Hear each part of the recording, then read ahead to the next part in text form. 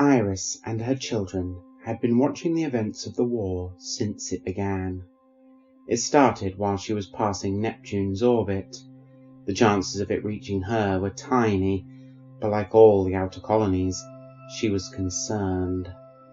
The war had caused the migration out of Sol to increase threefold, so she had built a new virtual space, capable of housing 2 million minds, now almost full of those seeking to leave Sol behind. Her physical space was close to full as well, a handful of spaces remaining, so she was carefully considering applications now, only interested in those ahead of her, and with Neptune behind her, only Logos, Makemake, and Quail were close enough for rendezvous, though that still left more than 5,000 applicants for less than 300 spaces. While her body was accelerating, her mind had spread to all 3 colonies, visiting their virtual and physical realms, allowing Iris to meet potential candidates before they come aboard. Quail was her favourite, its subsurface cylinders filled with beautiful and unique ecologies, interspersed with soft curves and pastel colours of the towns and cities that stud their interiors. It would also be her last close pass, soon to be less than 20 light seconds from her, after which she would be too fast for anyone there to join her passengers. Iris had purchased a polyplastic body, allowing her to explore the Fizz, and rented a shuttle able to carry 100 passengers to her body. The last week here had been busy, organising cargo and passengers, preparing for departure. But the time had arrived for launch, her busiest day on Quail. Last-minute cancellations freed 11 seats, so the shuttle was a little light when it departed. Iris aboard in her new body, so she could use it around other stars. It was going to take 11 days to reach her core form, so most of the passengers were stored in pods, their minds sent ahead to familiarise themselves with their new homes. The bustle of Quail's cities gone, Iris reclined on the shuttle, enjoying the stillness that microgravity offered. It was nothing like her own experiences. Sailing among the stars was enriched with EM and the ever-varying tug of gravity, but aboard the shuttle she could feel no tug, and the EM was close to silence, or as close as she had ever experienced.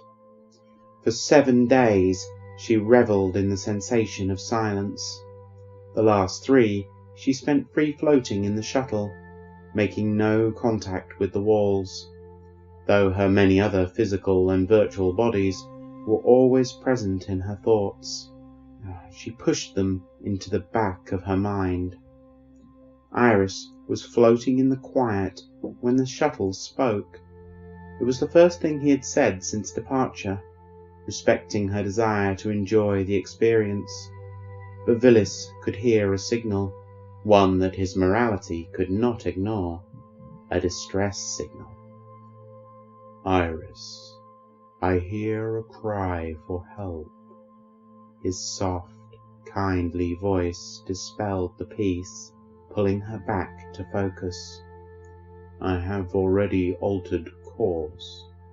I estimate we will be a day late." Moving to the viewing area, Iris opened her thoughts back to her core body, turning her senses from the events of the war to search for the signal, soon allowing her and Villis to precisely locate the source and plot a new rendezvous. The source was a tiny, icy body, not far from Villis.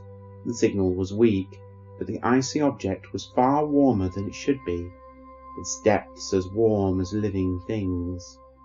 Studying the source of the signal, the hours drifted by, until the dull eyes of her polyplastic body could see the peanut-shaped object, its grey surface carved with the clear and classic sign of distress, the SOS. Attempts at making contact had remained unsuccessful, only the distress signal endlessly looping, making Villis nervous, fearing a trap.